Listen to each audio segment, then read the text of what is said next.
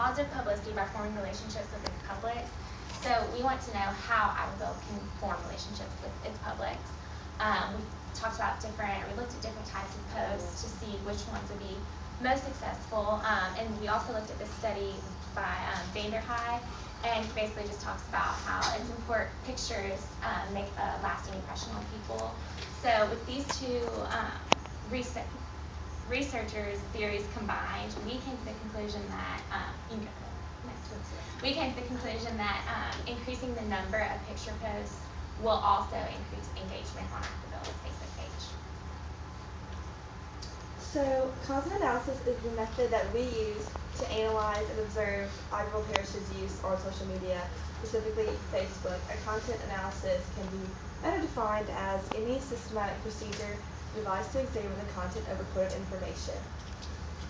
So we decided to use the content analysis because it's described as like analyzing content basically. So we felt that to see what Iberville Parish did right on social media, we would need to look at that, and it would be the best way. So we analyzed the publics, which would be considered all people who like Iberville's Facebook page or people that like interact and use it. And currently, like as of this morning, it was 692 current likes. So with this, we wanted to see what Iberville is doing right on social media and how we can improve this. And our content analysis took data from May through November 2014, and we collected this between August and November. The content analysis basically looks at conversations that are being held online, so it is how people are like observing Iberville's social media and how they're interacting with each other.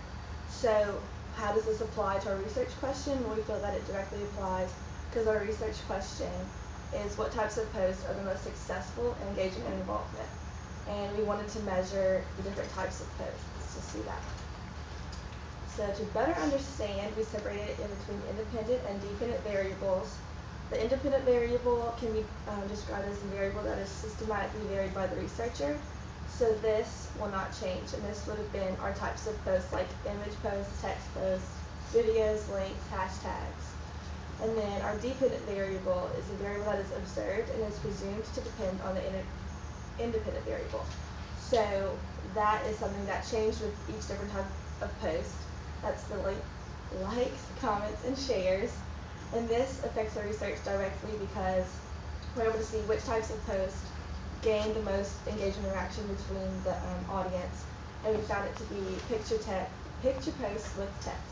So if Iberville Parish were to implement that more, they would probably gain better followers and more interactions with the public. Some of our results supported our hypothesis and some did not.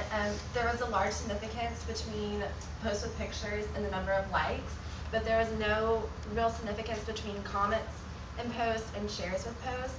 A factor that affects this is that Iberville doesn't allow two-way communication at the moment, but if they were to somehow open two-way communication, they would see an increase in engagement. So some interesting results that we found were that posts containing both photos and text received the most engagement.